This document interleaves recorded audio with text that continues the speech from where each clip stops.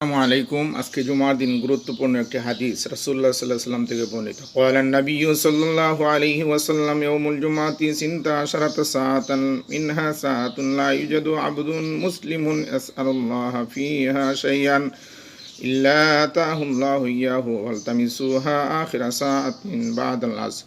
রাসূলুল্লাহ সাল্লাল্লাহু আলাইহি ওয়াসাল্লাম বলেন, জুমার দিন 12টি সময় আছে। এর মধ্যে একটি গুরুত্বপূর্ণ সময়, যে সময়ে বান্দা আল্লাহ তাআলার কাছে কোনো কিছু সে তামান্না বাসনা চাইলে আল্লাহ তাআলা তাকে তার চাওয়া অনুযায়ী সেটি দেন। ওই সময়টি তোমরা আসরের পরে এই সময়টিকে তালাশ করো, অনুসন্ধান করো। সুতরাং জুমার দিন অত্যন্ত গুরুত্বপূর্ণ। সেই জুমার দিনে সেই সময়ে আমরা আল্লাহ তাআলার কাছে কোনো কিছু চাই, আমাদের মনের বাসনা পুরা করবেন। অবশ্যই সেটি ভালো কিছু হতে হবে, কারো খারাপ কিছু নয়।